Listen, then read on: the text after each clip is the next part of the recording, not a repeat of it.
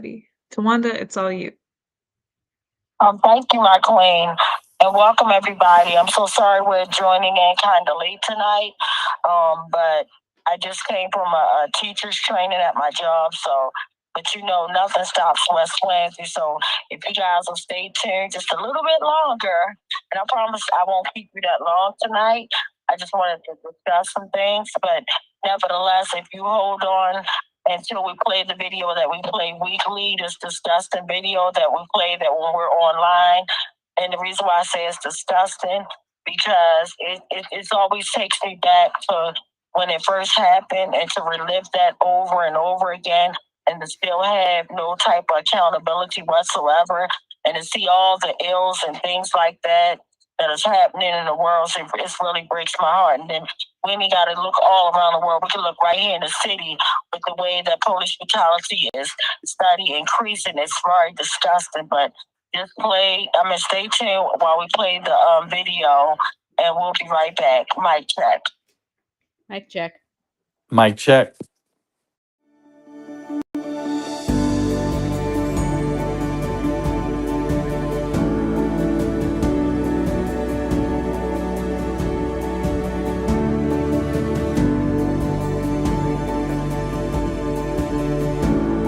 Can't stop, won't stop, till killer cops are in cell blocks.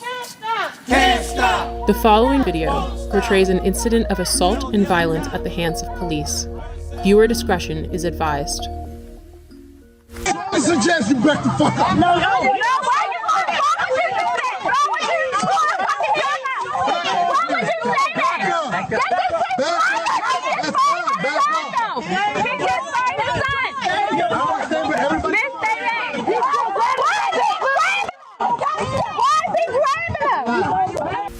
This is Baltimore City Police Officer Jorge Bernardes Ruiz.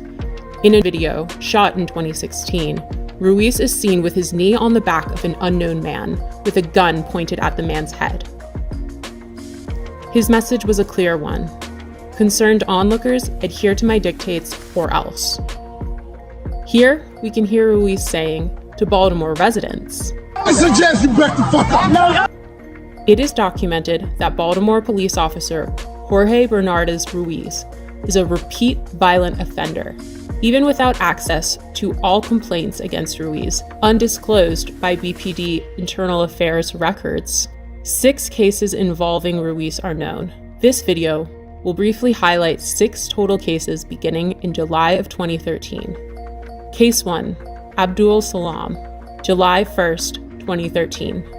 Here Salam is seen victoriously smiling in celebration after the jury found Ruiz and 2 other cops liable for brutality against him. However, because the trial was civil, not criminal, Ruiz was not fired and he did not go to jail. Police profiled me. They followed me in the back of my house, harassing me. Police proceeded to violently and hostilely approach my van with me and my son in it. As I announced, this was my home, guns drawn. Once they reached my vehicle, they violently pulled me out, ramshacked my vehicle with my 3-year-old son strapped in his car seat, threw me against the gate, slammed me repeatedly. Picked me up by my feet, and while I'm upside down, they proceeded to drop me on my head, hog tie me, and immediately when I fell on my head, Ruiz, in a wrestling type of action, and kind of hit his knee against my neck. I was arrested. I had no idea what I was being arrested for. My son is scarred to this day. He remembers the incident as it happened yesterday. When he talks about it, he always refers to Daddy being on the floor with police yesterday. Case 2, Darrell Harris, profiled, as seen in this video, July 17th, 2013. Yeah, I said, what's wrong with it? Improper way with it. There's no such thing as an improper way. You gonna tell me my job, bro? I know the law. Are you gonna tell me the law? I know the law. You gonna tell me the law? I know the law. What's the problem? You giving me a ticket? You need my license registration? Yeah, let me get it. Profile, y'all use the seatbelt as a reason. Profile. Do me a favor, take out your keys. Dad, you can record me. For what? Nah. I don't feel safe right now. Do you want me to step out the car? Do you want me to step out the car? I'll step out the car. Call the police, man. What do you call a supervisor? I'm about to do shit. This is getting uploaded to the internet right now. Yeah? And we are two law-abiding citizens that we are getting targeted, and I don't know why. Just 24 hours later, Bernardez Ruiz played a leading role in the police killing of unarmed Tyrone West. Case number 3, the murder of Tyrone West, July 18th, 2013. My brother Tyrone West was brutally murdered on July the 18th, 2013. In both of these cases, when you look at the pleadings and the harsh language of these officers that have been quoted to me by reliable witnesses, the N-word. And Killer Ruiz and Killer Chapman and the rest of those 11 and 15 killers, including David Lewis, took something from my family that they could never give us again. And that was my brother Tyrone West, one unarmed man who was brutally murdered, beat to death in broad daylight.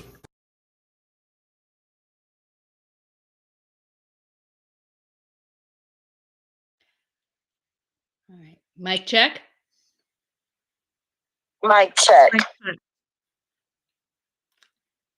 Okay, first of all, I want to thank everybody. First off the top, the West Coalition for just everything, you know, just being there, supportive, just everything that you guys do is just, I can't thank you enough. It's priceless, and you can't put a price on it. So, first of all, thank you, West Coalition.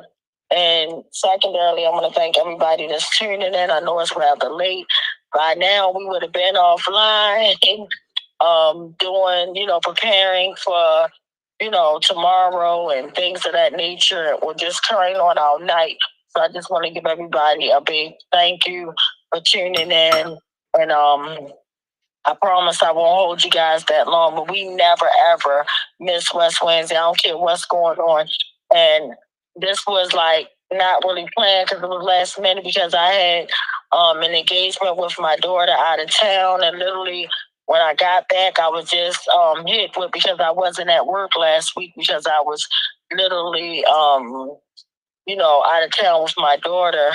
And long story short, I was, you know, told that we were going to have the staff meeting today. And I'm like, okay. I was actually told literally on yesterday. And I was like, okay. So I had to like move everything around. But that's just in life. And it just brought me back to this moment where I just want to kind of focus in on just everybody like taking care of themselves.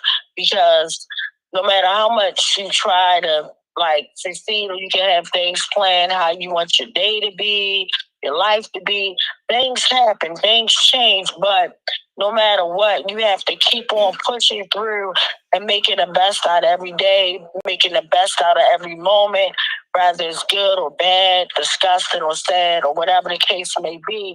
And I just wanted us to just tonight, just literally focus on just kind of like doing our best to take care of each other and just ourselves, our mental health, whatever it is that requires for you to be the person that you need to be to give yourself 100% of doing whatever it is that you need to do. But you can't do none of that if you do not take care of yourself. And there's a lot of stuff that's going on right now, to the point that literally, like, you can just be traumatized just by turning on the TV. You just never know what you're going to hear, what you're not going to hear, what you're going to feel. It's sad. It's a lot going on. But I just ask everybody, in the midst of the storm, I just ask everybody to keep their calm, keep their integrity, and just, you know, keep doing the right thing no matter how hard it is. And that's what I want to focus on tonight, is just like talking about that, because I had 2 moments today, like 2 big moments, because like, you know, a lot of things that we share, and there's a lot of things that we don't as people share. We kind of suffer in silence, and we don't really tell people like everything that's going on.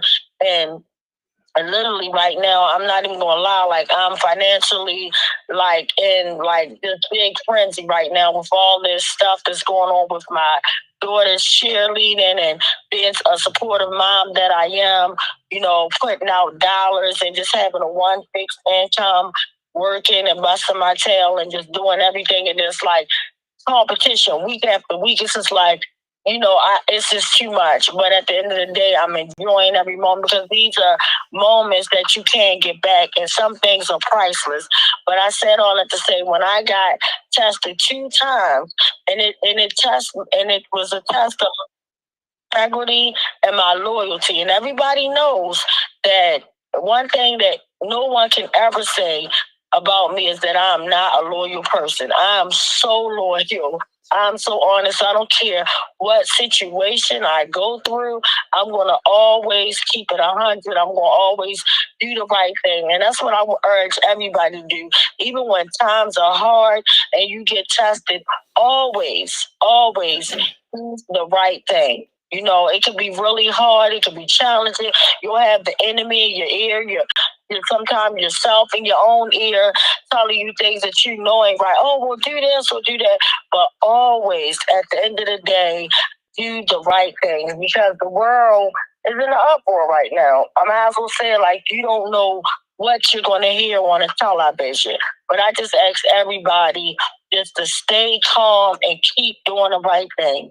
And whatever help there is that you need, like, just seek it. Like, if you're into praying, pray, meditate, do whatever it is that you need to do for your own health, for your own sake. Because at the end of the day, if you don't take care of yourself, you cannot take care of nobody else. And literally, as I travel through, and that's why, like, sometimes it's meant for you to go on things, because I think in life, and this is like a life lesson, like when you go through stuff, it really makes you stronger for the next chapter, even though, like, some things can literally, you probably don't never be strong enough for. But at the same time, when you get tested by certain things, it just I don't know, it's just mind blowing. But I had the instance of when we were driving out of town, and when you get in those southern states and racism just smack you in the face, you don't get welcome by welcome everybody type of thing. And literally it was another scary thing. And to know that, like, these sundown towns still really exist. And literally as I'm riding, I was so shocked. I saw, I'm like, oh my goodness, they got an actual Trump Supercenter. Like, what in the world could they possibly have to sell in a Trump Supercenter? Like, I was just like, wow. So I'm looking, and then literally after we passed that, like, we're riding through Tennessee, and I don't know exactly what part, because we were, getting towards where we were going, but nevertheless, in a little town that we in, that definitely was a sundown town. Immediately after I see this, the next thing I start seeing is these big Confederate flags just hanging. And then, like, people riding on the road all crazy. They got Confederate, like, flags in the back of their trucks. Like, this truck almost cut us off the road. And I'm like, are you kidding me? And then I saw, like, and God forgive me, as much as I love, the Bible and the cross, but I ain't never see a cross that crept me out. And I saw this big, huge white cross. So I'm in my mind, like, how can you, like, display such hatred just for a person's skin color, right? You don't know nothing about them, but you can actually display all this hate. But then in the same breath, here you go with this big cross just standing there. Like, I mean, this cross was almost bigger than a person's house. It was like planted literally in the ground. It was a big white cross. It wasn't near church. It was just like planted like on this same sundown road that me and my daughters were going through. And I'm just like, oh my goodness, it was just so crazy, creepy, and all that stuff. And it just like, so literally when I came back, and the whole time I'm ready, and I'm kept telling my oldest daughter, I'm like, whenever you need me to take the wheel, I don't like driving on highways. Anybody know me? I will take the long back roads everywhere. But I'm like, baby, if you need me take this ride over, I got it. And I was definitely prepared, because when we went to Dallas, Texas, 2 years ago, I literally had to take the wheel, because that was like a 24-hour drive, and we split that thing half and half, and I saw like so much even then. But I'm like, here it is 2 years later, it's still the same thing. And it was really disgusting. And I'm just like, and it just made me think about we're really in some scary times. So with that being said, literally, so after riding through all that foolishness, my daughter was like, no, man, I want us to get there on time. I got us. And she rode that whole entire road. She drove that whole ride there and drove back. But the whole time, I'm not going to sleep. I'm not comfortable because there's nowhere in the world I'm going to be letting my baby take over this type of traumatizing ride and not be there or not being able to be prepared. So the whole time we were up like teamwork is dream work. But my whole point, when I got back here in the city, literally, I was like, dread, like, cause normally, like, I don't even like to drive like dark, creepy places at night, and like where my daughter gym is kind of creepy. But yesterday, when I had to make that ride, it was nothing. I was singing. I'm like, so that whole ride of my watching my daughter's strength go through this, like going through different cities, not knowing where we're going, but just able to take that and be carried on the chin and just do it right. That gave me enough to strength, like, oh, I can ride in my own city. I don't care if dog creepy, whatever the case may be. But that was just the whole thing to remind you that even in life, when you go through this horrible stuff, it like prepares you for the next chapter. And it's just so sad. And literally like losing my big brother, who was a father figure, who was everything, right? That like really took something out of me. But at the same time, it prepared me for fights to fight, like being stuck in a nightmare that I never asked for. And I'm sorry, guys, I'm just having a moment, but literally, being stuck in a nightmare that you never asked for, and you just have to face it and hear other and know that you're not in this club that you didn't sign up for, that you're not by yourself. Like it's just mind blowing. It's just mind blowing. And it's just so sad and disgusting. And then you have these people that are in these higher levels. Like I said, the higher level, the bigger the devil that just does mean, nasty things and nobody gets held accountable. But you can do low level stuff that ain't even nothing and they ready to take your whole life away from you. It's so disgusting. And this is what we have to go through. And that's the system that we have to live through and just pretend that things are okay when you know they aren't right. You know they aren't right. Like, it's just sad and it's disgusting, y'all. And I just urge everybody, you have to take care of yourself because going through this, seeing all this stuff is traumatizing alone. So I just urge everybody, like, even if you got to pull away from the internet, which is the internet, you know, but if you got to pull away from social media, whatever you have to do to take care of yourself, I urge you to take care of yourself. Like we at real time. And I get when people can't do stuff and they need to take a break. I commend y'all for that. Like I love y'all for that. Like y'all got my biggest support on that note because you have to know boundaries. You have to know when you're not good, when something is overwhelming, you can't let it overtake you. And right now, this dirty system, this capitalist system is trying to overtake everyone. The stuff that they're making normal, everyday stuff is not normal. A family should not have to wake up wondering, oh my goodness, am I going to pay for gas or buy me something? Like, it's crazy, y'all. It's getting crazy. And even if you make good money, it's still a struggle out here. And it's not just for me, it's for everybody. It's this unreal way that they try to play these games, and even down to I'm sorry, because someone was just trying to call me. But even down to where it's just like everybody is doing white collar crimes now. You don't have to worry about the robbers, the new robbers are like you said, be worrying about the stick up boys in the street and in the hood. You go, you got a nice pair of tennis shoes on, they jump out on you and they put you in the alley, they stick thing. Well, we only got to worry about them. It's all these scams like BG&E.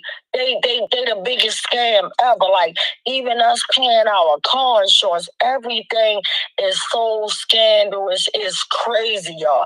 Like how they overcharging you for everything, making up stuff. And this is like crazy. It's like, what in the world is going on? It's like way too much. Like, and when you start seeing things that you can't like close your eyes to, because once you see it, you can't unsee the corruption. You can't unsee what's going on. And it's so disgusting and it's very disturbing. And it's just like when I watched that video and we said, here it is, Ruiz, he played a leading role, and not just a leading role, a very significant role, but he was the leader that started the attack, and he was the one that started it, along with his other 19 or more. And it's sad to this day. You're talking about 660 weeks, y'all. I still don't have an accurate number. I'm still playing a guessing game as if I'm still in 2013 when this literally happened, because it's so corrupted and so covered up. It is mind blowing. And it's like right now, no one is coming to save us, guys. No one's going to save us. As much as we want, and as Christian as I am, and as much as I want God to come out the sky right now and come down and just save us and put a wrath upon everybody that deserves it, or whatever the case may be, no one is going to do that, right? We have to save ourselves. And it's just sad. Like, we're living in some real disgusting times that I never could have dreamt of. Like, I just remember having conversations with my big brother back in 2013 before this nightmare happened, where we used to bust it up and kick it and just talk about ills and things like that. But I never, ever would have dreamt in my worst nightmare the stuff that I'm seeing today. Like, when I see him, when I get my turn, and God knows I don't want my turn no time soon. I want to live my life to the fullest. But when I get my turn to talk to my brother and have a heavenly conversation, if he can't see what's going on, his mind going to be blown. Like, it's crazy. Like, I never thought we would have ever went through a pandemic that have affected us so much, like to the point where people are still suffering from the pandemic. Right? They're still suffering from COVID. Like the people that have long COVID that literally their whole life changed where it could have been prevented. And then you think about when all this stuff happened, who was in office. And at the end of the day, it really don't even matter who's in office because stuff keep happening. But I ain't even gonna say that because I kind of sound hypocritical, because it's like choosing between both of the evils. But at the same time, when COVID hit, there was this orange agent that was calling it, using racism terms, calling it a Chinese disease, and they believe it and failed us. And we got caught up in this whole, and for people to put us back in this predicament, to play as though, like, to let somebody that can't even, oh my goodness, we'd be better with one of my 5-year-olds in my classroom running this country right now.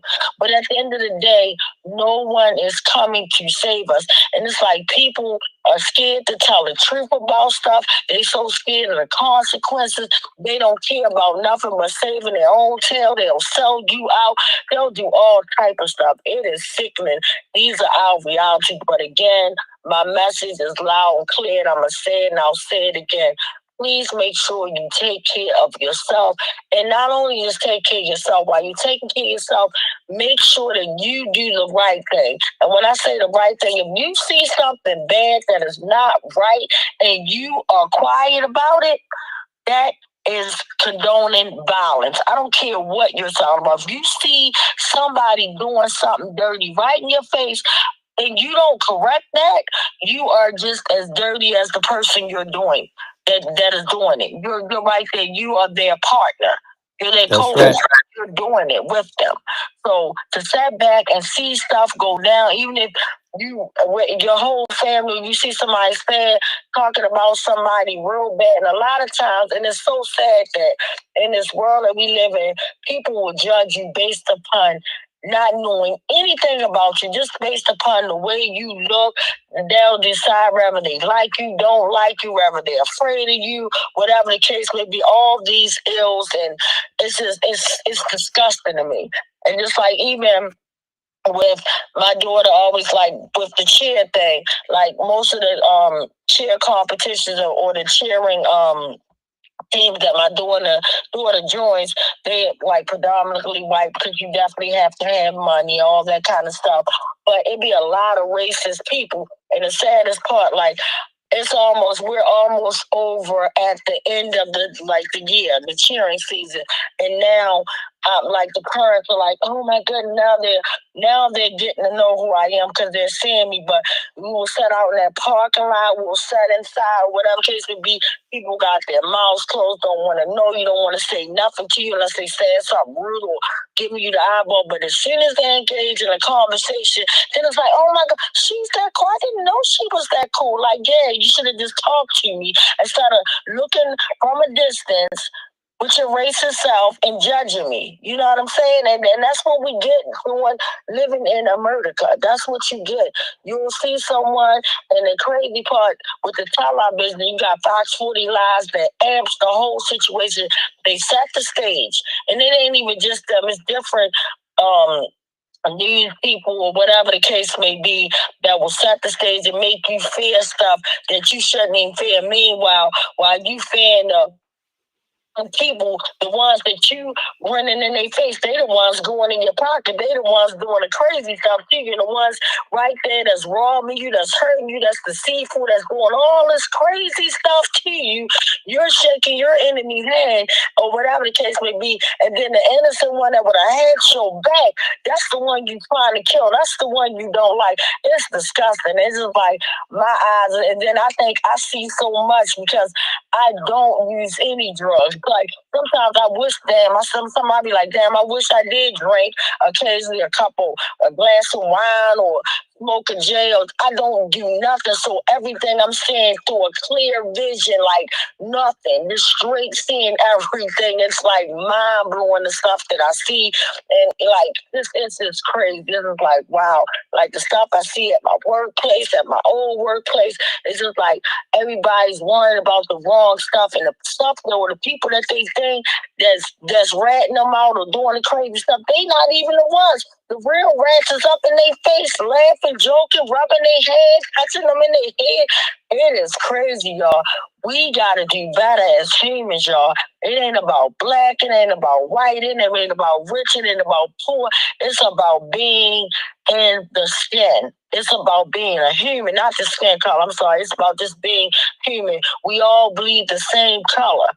You know, it's just sad and disgusting that you will not even know someone and will hate someone. And I think that's why I love teaching children, because they're the most honest people. Oh my God, they're going to tell you if you look good. They're going to let you know if you don't look good. They are so honest. They are so, and this is like, hate is taught. Like my whole class, they love each other. Ain't nobody looking at nobody because of their skin color. They're not taught that. The world teaches them hate. Society teaches them hate. Or whoever, but it's not right. And we need to focus on love. We have enough of hate in this world that break us down over and over again. We need more love, guys. We need to just start loving on each other, checking in. And even strong people, check on your strong people. They need you to check on them. They like, everybody always like looking at you because you strong, thinking that you got it all. They don't know what you're suffering with in silence. Just because someone's strong don't mean that they don't need somebody to check on them. Check on it. As a matter of fact, I want y'all to check on the strong ones first. And after you check off the top, check at the head. Check at the head first. And then go on down. Triple that thing all the way down. Because guess what? To a part of the whole human body, every part of your body plays a part into your health. And that goes with society and us as humans. We all play our part. Like that ain't nothing but the enemy telling you not to like someone or to dislike someone because they got this or they don't got that or whatever the case may be. And I love when stuff like come out there and be revealed, or when somebody believes something that's not true and then they see and they find out the hard way. It's like, what in the world? Like, it's just crazy. You don't have to find out the hard way. Like, you don't have to, but I believe in this, that everything happens for a reason. Whatever's meant to happen is going to happen, and whatever's not meant is not going to happen. And I'm really disturbed and bothered And I'll end on this note, and I'll let anybody on the West Coalition talk and say whatever they want to say before we get to our sad list.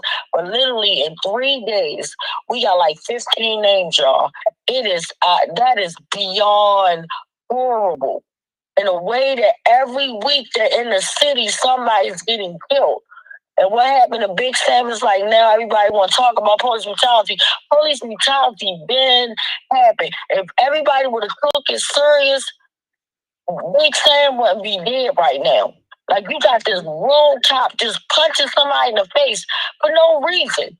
You gonna just like kill somebody, and thank God now they ruled it a homicide. But it don't even matter if Stoppy ruled a homicide because it's still up to humans to make the right decision. And half the time they use their racist bias, and they say, "Oh well, it might be homicide, but it's justified." Like how the hell are you gonna justify a homicide? You have a bully with a badge that sets up there and punches a man. When the dad did that, if he didn't have that gun and that badge, let's be crystal clear, when it came, nobody could doing what he did to take somebody's damn life. Enough is enough. And just like you have and why do we always gotta wait to get accountability? And when we get it, we don't even get it like we should get it. It's disgusting. It's disgusting. Because I think about Cello, who was murdered, y'all, by his parole and probation officer, y'all.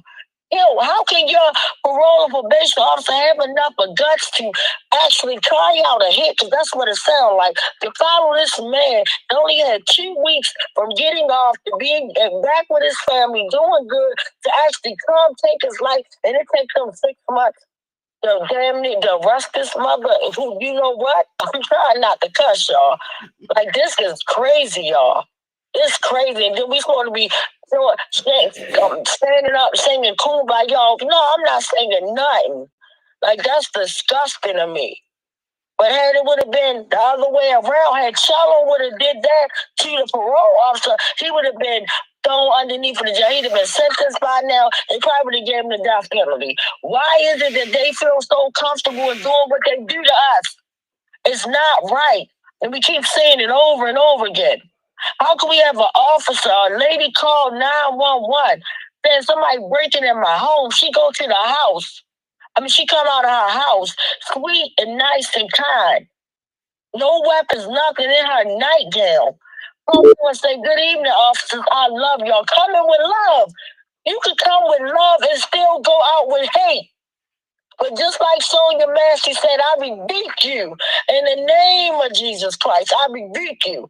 And now we see what's happening. Now he wonder why cancer turned him up. And I don't wish nothing bad on nobody. Y'all think it's a game, y'all. We're in a spiritual warfare right now. And if we don't keep this, we keep this foolishness up about hating on each other just because of dumb foolishness, skin color, dumb stuff. We should all be sticking with each other, trying to survive, and trying to just be on top. That's it. Just trying to take care of our family and just make it through the day. Do you know how hard it is for people to make it through the day? And I really feel sorry for homeless people. Imagine being in the type of world we're living in right now and you don't have a place to call home, pot to pee, and no window to throw it out. Imagine them, y'all, that's laying there and you got to dig in a garbage can to eat. It is horrible. No, and then we got all these abandoned houses, all these abandoned condominiums. All they got to do is open it up and give people homes. It's crazy, y'all. It's crazy. This is a capitalistic system that needs to be devoured, smashed, and trashed to the ground. There you go. Disgusting. It is disgusting. And I'm just like, I'm over it, and I'm going to try everything, y'all. I'm just sitting back looking at these whole 660 weeks, y'all, sitting down playing the dog and pony show to a capitalist system that don't care nothing about us at all. Nothing. It's so sad that you're worth more being in a body bag than you're worth putting blood, sweat, and tears into a system and a society that don't give a damn about you, that will not keep you safe. But God forbid you die and then somebody can, get life insurance on you and your life insurance policy more than your life. That's backwards to me. My life is more than money. My life is everything. It may not be nothing to y'all, but it's everything to me and my kids, me and my family. That's everybody, y'all. How many more mothers got to go without having their babies? Xavier should be here. Latoya's only child gone over a racist killer cop? You gotta be kidding me. This mother gotta live through this and open up a platform to help us fight. Darnell Rochester should be here. All of our loved ones should be here. Y'all don't understand that, man. It's horrible. No one should feel this type of pain that we feel. And even our survivors, no one should be able to feel that kind of pain of being in your safe place, chilling with your family. And then you got some road cops coming in, having a whole home invasion on your family. It could have killed your son, could have killed your husband at the time, could have killed you, and you got to survive and live through and act like that stuff is okay. It's not okay. The stuff we go through. So just because someone don't get taken out from their trauma does not mean that their life don't matter too. We all are suffering, y'all. How many more people gotta suffer? How many more? How many more names do we gotta read before we say, you know what collectively as human beings that we can do? Here it is. I took my time, and I'm just being real. This is a real moment. It's a real raw moment. I took my time because I'm like, hey, I gotta prepare myself type of thing. I said to arm myself and all that kind of stuff, you know, and I literally did that and things like that, and to the point that I'm not even like I'm scared to buy a weapon. I'm gonna be honest. I'm scared to buy a weapon, and the reason why I'm so scared because of the way America. You can have a weapon or don't have a weapon, they will wipe you out. And it just I feel like if I go get a weapon, they're setting the stage to wipe me out. To say, oh, and at their command, if I had a weapon, they'd be like, hey, any weapons there? Oh, yeah, I got one. Just like, I forgot the young man that had a armed weapon. He was armed to carry, licensed to carry. I think his name was Casto or whatever. I'm sorry, I'm horrible with names, but everybody know who I'm talking about. But he literally was with his girlfriend. He's not even a driver. They get pulled over. They go on his side. They ask this man, "Oh, you got any weapons?" And he's like, "Yeah, I got my license to carry." He pulls out. They like, "Show me your ID card or whatever." When he goes, show him his credentials. They ask him what a weapon. He got him right down in front of his girlfriend. Like, how many more? And that's the type of stuff that scared me. You ain't gonna set me up like that. Bad enough y'all playing pop the trunk games on me. You know, for some reason, whenever. And now, mind y'all, something was going on with my trunk. My trunk has not been popped, y'all, in weeks. So there's nothing going on with my trunk. But while I was going through this traffic court stuff, my trunk used to pop open. Now, all of a sudden, it's being a good trunk. It's not popping open. I guess I am not going in the courtroom. I guess they ain't want to play in my face no more. It's not popping open. I had it checked out by the mechanic. They said, oh, nothing ain't wrong with your trunk. The fence is good on here. But when I tell y'all stuff, it's, oh, is she losing it? That's what society wants you to do. Feel like you're losing it. And then people that's supposed to love and care and protect you feel like, damn, asking themselves, is you losing it? That's crazy, y'all. That's crazy.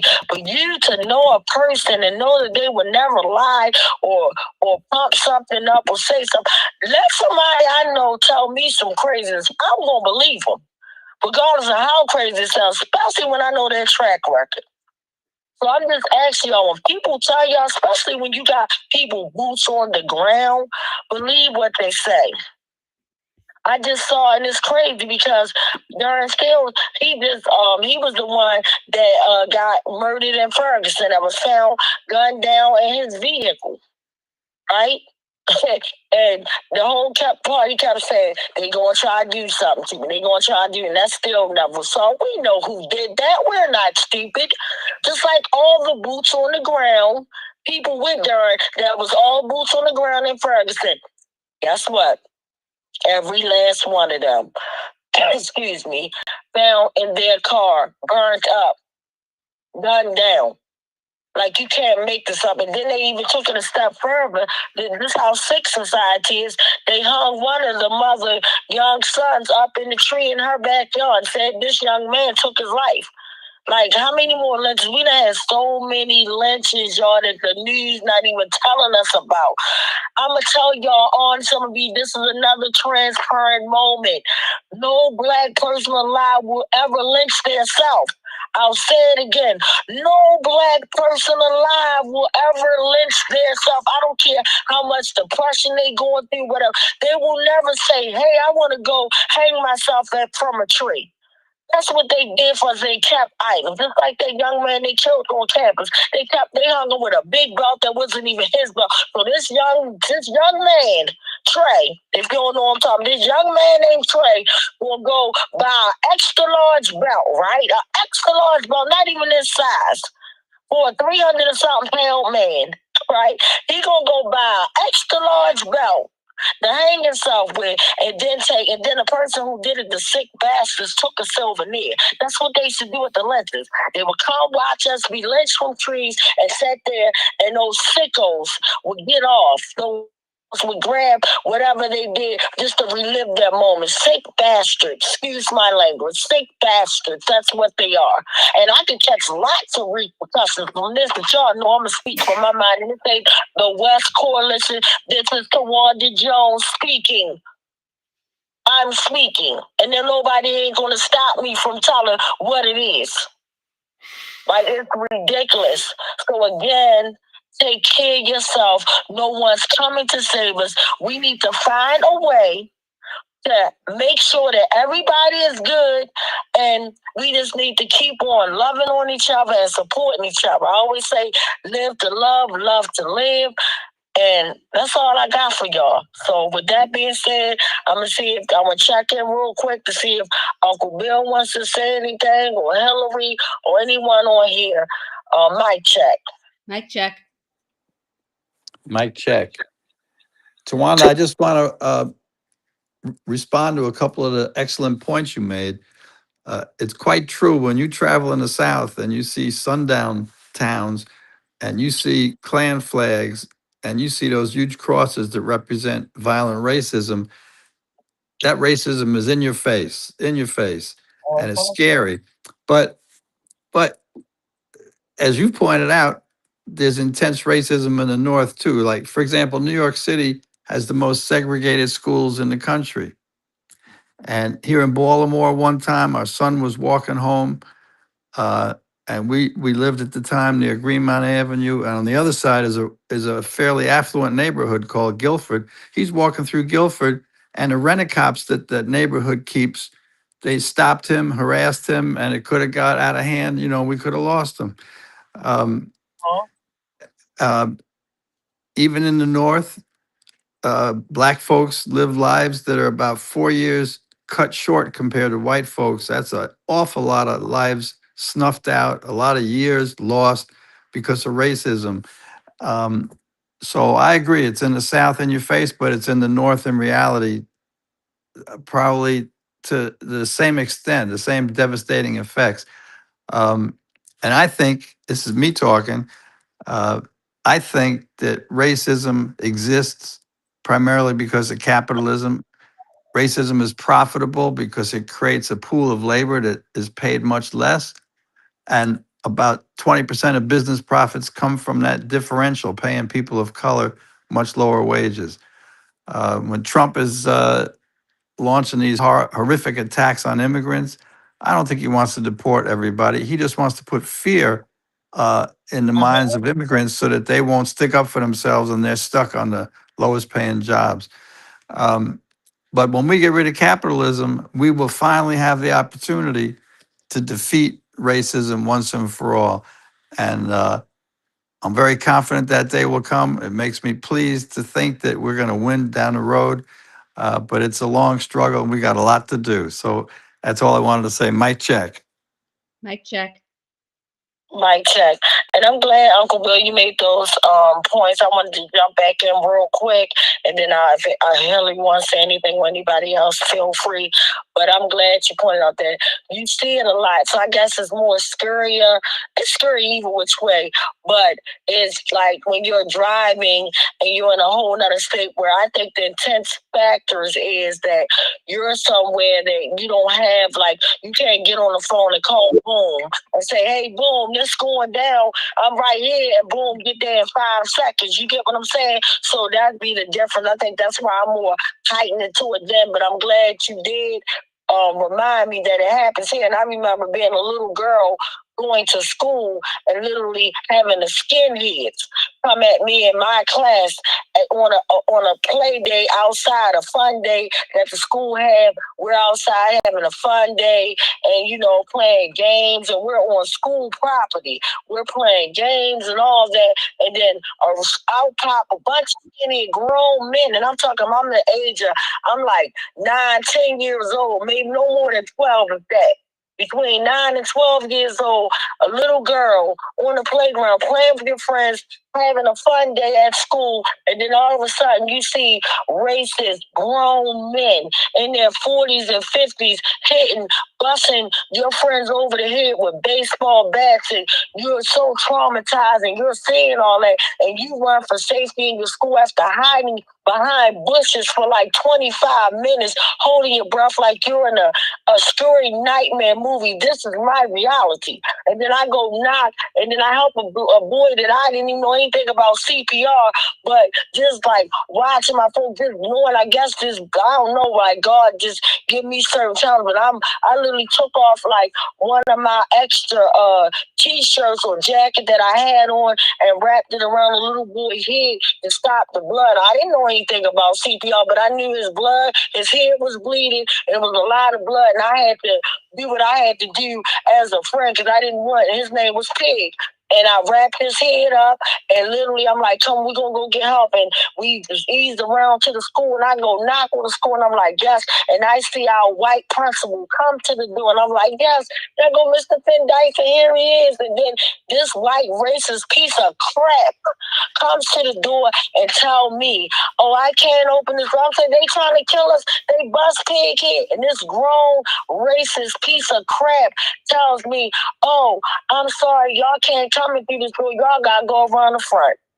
Literally, and left us for dead. And at that moment, I as a child, but then my mom like, damn, we went to the wrong door, but I felt like something wasn't right. But me being a grown woman, knowing fully well this is a racist piece of crap, and I hope he burns in hell.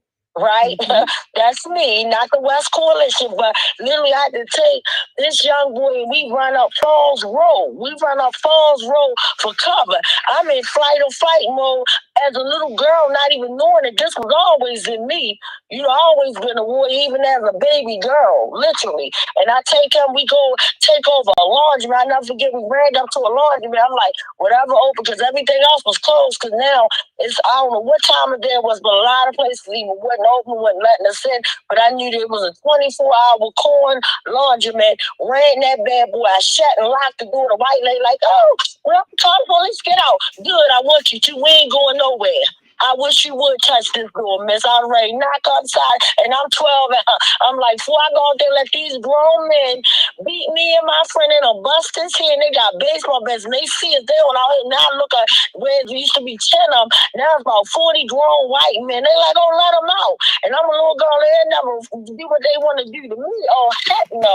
I said, you know what, miss? I beg you to call. You better call 911, because we ain't going nowhere. That's what I told her. We ain't going nowhere. We ain't going not one place. If you got, matter of fact, if you don't call 911 in the next 10 minutes, you might not even have a laundromat by the time I get finished. And I guarantee you, called the police, and even they showed up. They were racist back then, and me still not knowing. They studied, oh, well, they're being nice to you. Like one of the racist cops was like, oh, well, do you want, little girl, do you want him to walk you back to the school? No, ride me back to the school. Man, I don't even want to go to school. Ride me to my house. And literally, it was sad, but that's the reality of it. So it ain't just in South, it's North, it's East, it's West, it's everywhere. So we got to take care of ourselves. We got to do better. But thank you, Uncle Bill, for making me have a horrible flashback. Sometimes you get so traumatized. I call it my safe place in my mind, that when you have trauma like that, you bury it in that safe place that you, unless it resurface, you don't want it to come back up because your mind can't gravitate towards it. So that's why I always lock that memory up, but I definitely know that racism is real. Definitely doubt and live that for real in real life, like literally. So thank you, Uncle Bill, for sharing that. So I want to know real quick, do anybody else want to share anything before I go to our mission statement and then to our sad list? Mic check. Mic check. Mic check.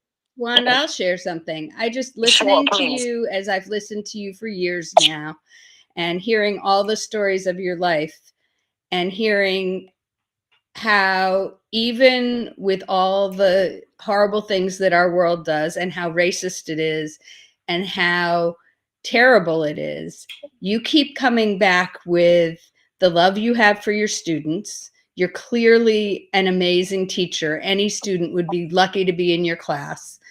And you still, in the face of horrible, horrible, and ugly, you continue to say, live to love, love to live. In the face of politicians who promise that they'll look at your brother's case and then they just use you for their election, or who act like they're going to help and don't do anything, or who write books and have you in them and then ignore you, or so many different other things that they do. And this is Hillary Hellerback talking. But these politicians and these other folks who have more agency in the world than the rest of us do, use you for their gain and then don't do anything about it. And it's disgusting. It's as disgusting as any of the other things. But still, in the face of all of that, you see beauty in children. You see beauty when it's there. You see beauty in your brother's artwork. And all of these folks out here who make judgments about you, who don't listen, karma is something, and hopefully it comes back at them.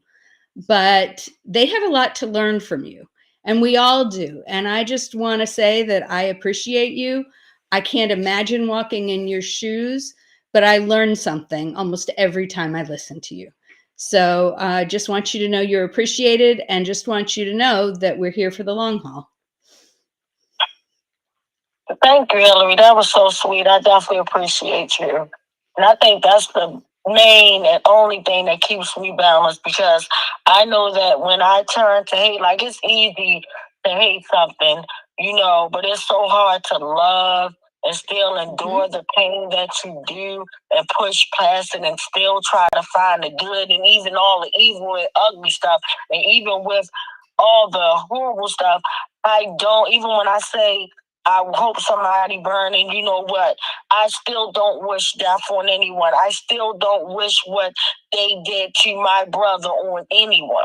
Not even on the ones that took my brother's life. I don't wish that on nobody, because that's horrible. It's not an act of God. It's not love, So I think that's what keeps me sane. That's what makes me not go over to that next lane and be like, oh, you know what? I give up. I'm just going to be as evil. I don't have that in me. And I think today, with the two things that I went through, it was a testament to remind me, you still got a good heart no matter what you go through. I don't care how funny and change and strange is, something pop up, I'm honest. Okay, this popped up, here you go. Because at first when I see something pop up, I'm like, oh my goodness, this is, and I'm like, you know what? No, this, so I'm just glad that I'm just me, and, and I would never change. Sometimes I be feeling, sometimes not even lie, be hard on myself, because I'm like, Dad, why can't I just be snaky or whatever? But that's just not in me. I'd rather never, ever be sneaky. I don't care how the enemy might try to play with my mind, but I will never take that route. I will literally never, ever, like, I am my brother's keeper, my sister's keeper, everybody's keeper, just in this world. When I say sister, I don't have any blood sisters, but just all my sisters around the world, because everybody know I call them sis, or my warrior queen, or whatever the case may be. But I'm loyal. That's what, nothing's going to change me being loyal and truthful about, doing things and doing it the best of the way I know how. And that's just how I was raised up. And sometimes you can be raised a certain way and then children go the way that they want to go. But that's just my heart. And that's who I am. That's my character. That's who I am. I can never just be evil, mean, even though sometimes I'm like, you know what? I'm going to change. I'm going to give people what they give me.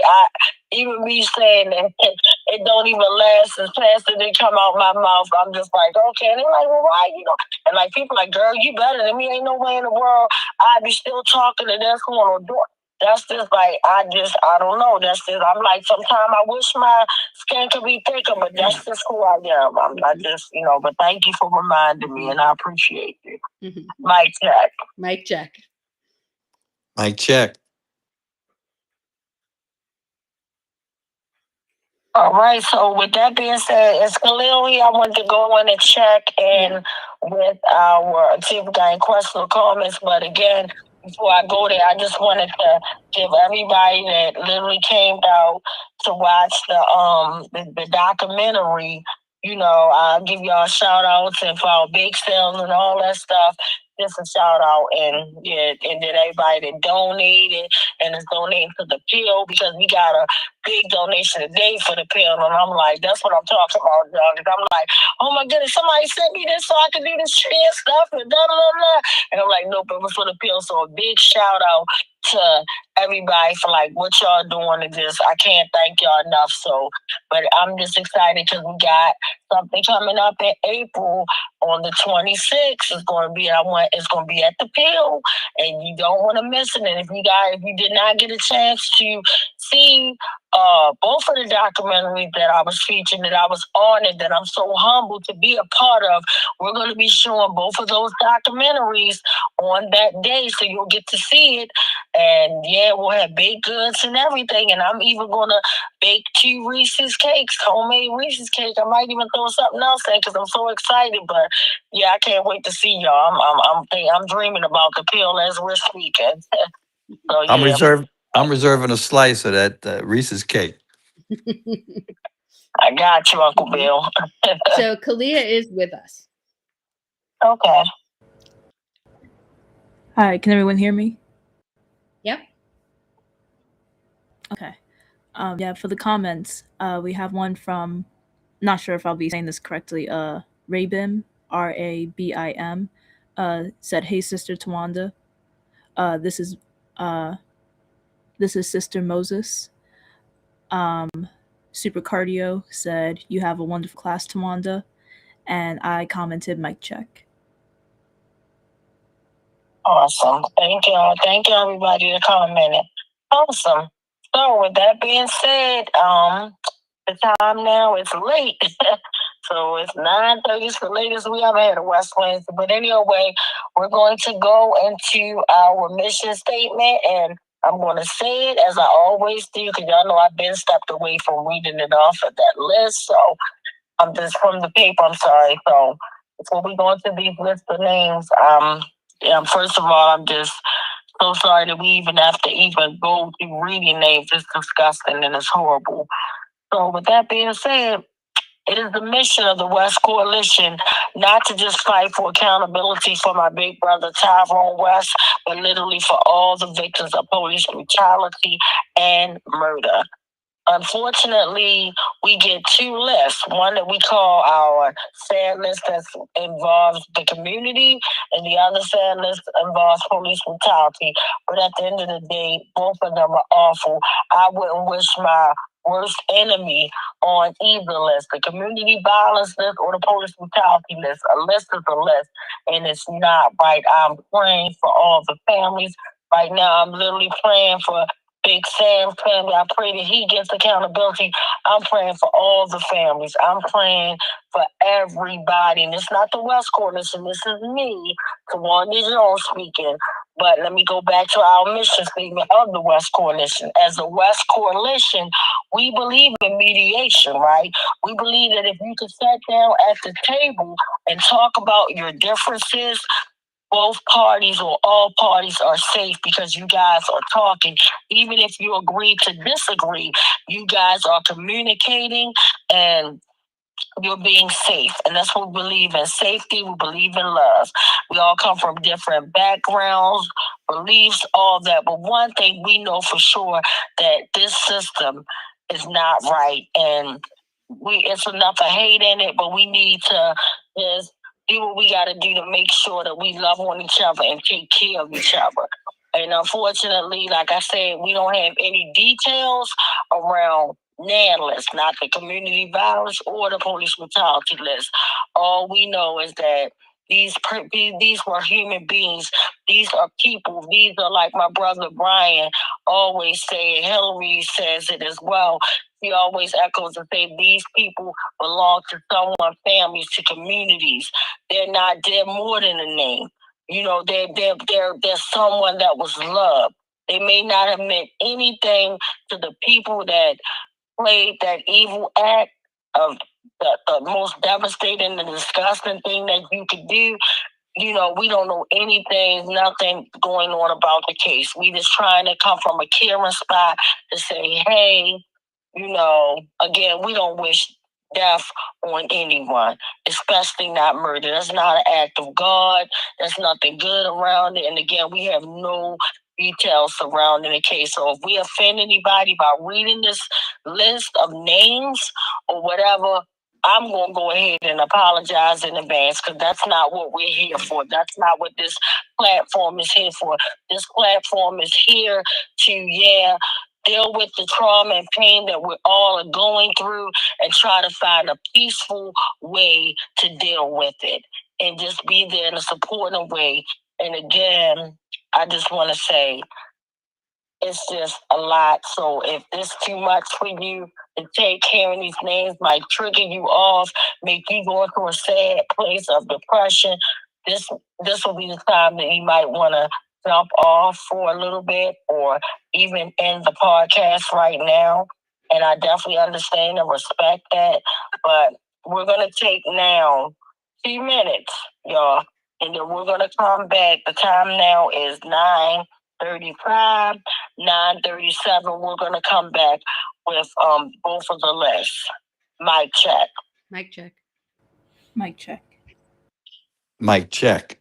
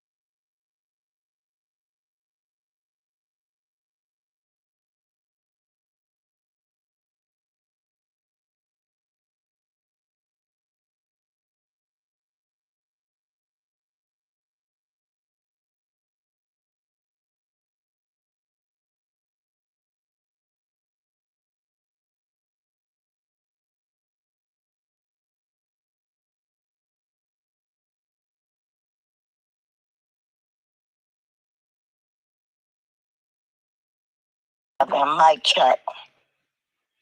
Mic check. Mic check.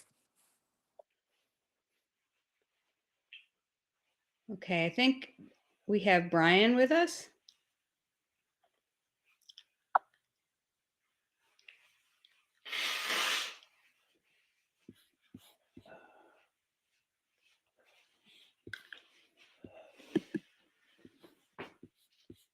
Is Brian still there, or is he not? Mic check, Brian. I see he's still here. Maybe we can hear him.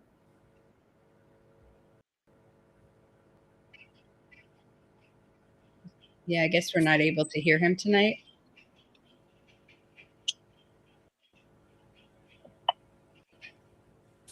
So, hello, maybe if you want to start your list. The other list, yeah. Kalia and I are doing the other list. Kalia, you want to start? Yeah.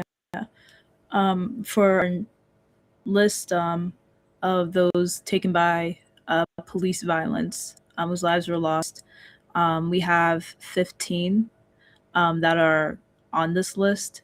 Half of them, we don't know their names, and their ages are unknown. But not included is someone who was killed here in Baltimore, Jonathan Ingram, who was 33, killed on March 10th. So I wanted his name to be remembered as well as we go through this. I'll start reading the first 7 names. On March 10th in Green Valley, Washington State, this is a male whose age is unknown and whose name was withheld by the police. Cell blocks for killer cops. Ashe. Ashe.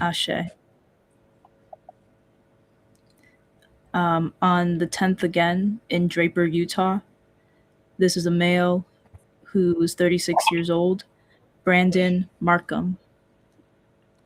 Brandon Markham. Again on the 10th in Farmington, New Mexico, a male whose age is unknown and whose name was withheld by the police. Cell blocks for killer cops. Ashe. Ashe. On the 10th in Baltimore, Maryland, this male, his age is unknown, his name was withheld by the police. It may have been Jonathan, but either way, as on this list, their name was withheld by the police. Cell blocks for killer cops. Ashe.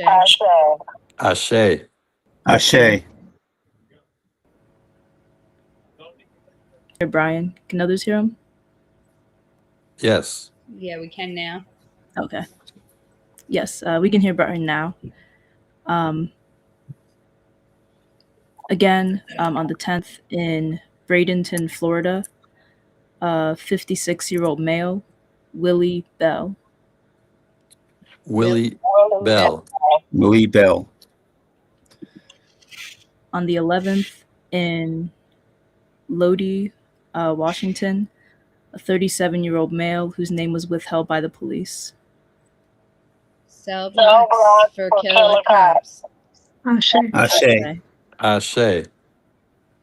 Also on the 11th in Dallas, Texas, 39-year-old male, Mike King. Mike King. And I'll pass the rest of the list to Hillary. Sure. Okay, on the 11th in Kerrville, Texas, 45-year-old male, Richard Stover. Richard Stover. Also on the 11th in Rochester, Montana. Rochester, Minnesota, I think it actually is. And a male whose age is unknown and whose name was withheld by the police. Cell blocks for Killer cops. Ashe. Also on the 11th in Boston, Massachusetts, 39-year-old male, Stevenson King. King. Also on the 11th in Sweetwater, Florida, 30-year-old male whose name was withheld by the police. Cell blocks for killer cops. Ashe.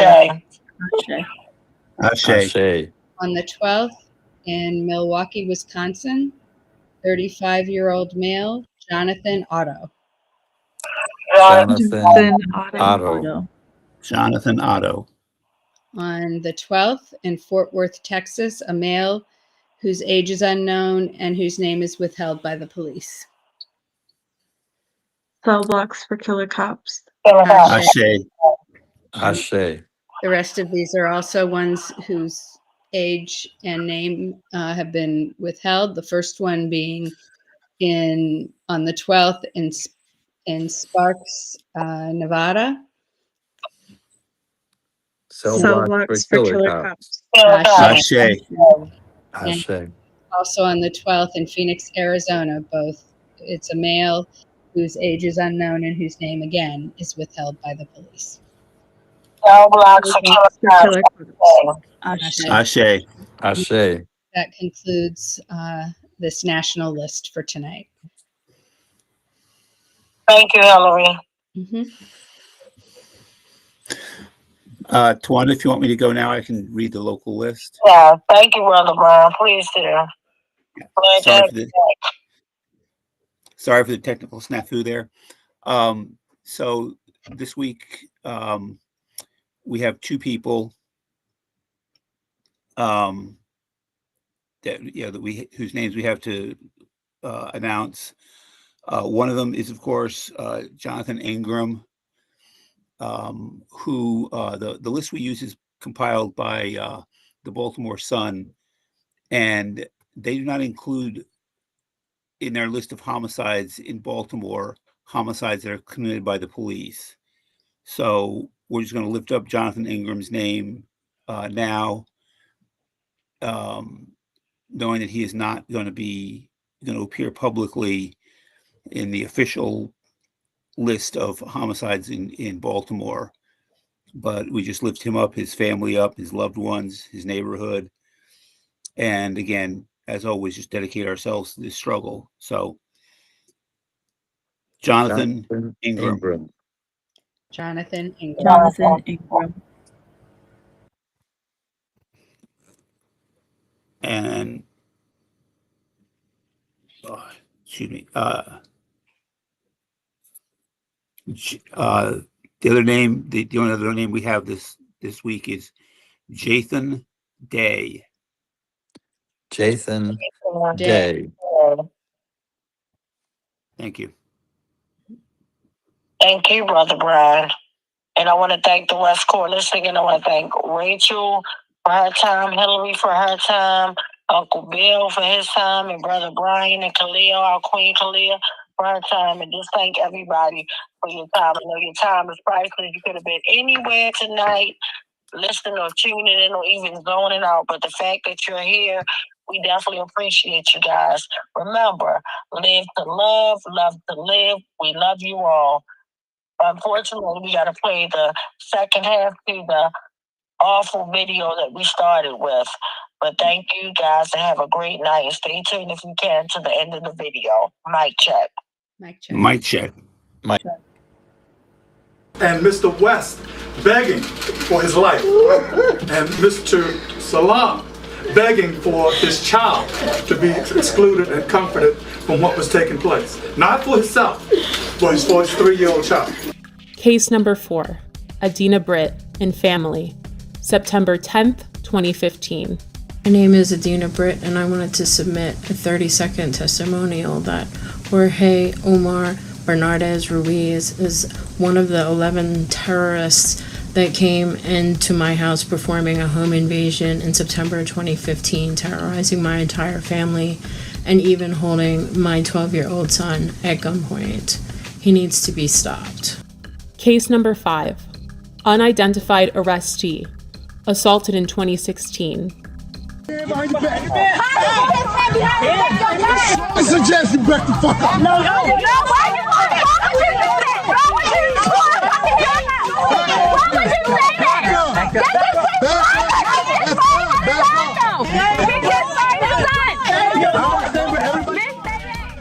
Again, this video did not surface until the summer of 2020.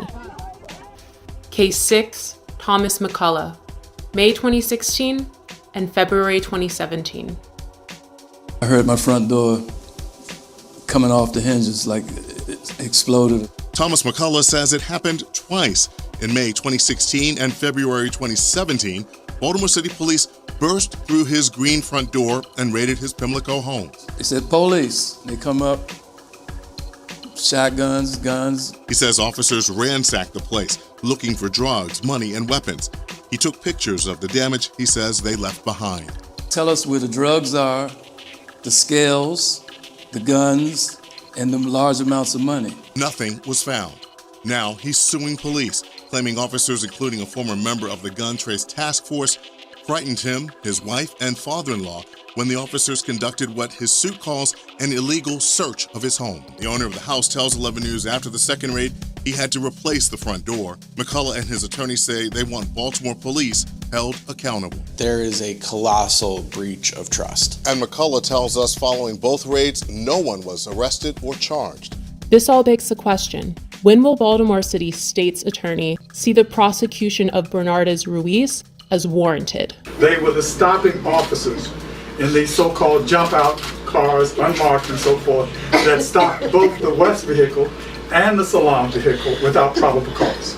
And these officers are the ones that also were joined by others, but they are the ones who initiated the stops, pulled both men out of the vehicles, and commenced the vicious activity that was thrust upon them. And the officer Ruiz that started this attack is still working and working with promotions. He is now sergeant. But the fact that this repeat violent offender had a history leading up to my brother. There was Darrell Harris, there was James Green, Joseph Green, Abdul Salam. No one family deserves to be brutally murdered or brutalized by this repeat violent offender Ruiz. It is time we take action. The time is now. Baltimore police officer Jorge Bernardez Ruiz is a repeat violent offender. Based on these accounts, in accordance with the law, we, the West Coalition, call for him to be fired, prosecuted, and incarcerated. We're more than hashtags and body bags. We're more than being 6 feet in the dirt and pictures and buttons on t-shirts. Our lives matter. For the safety of our city, the prevention of further harm, and the justice for these families, we see no other option. And again, I'll say, the time is now.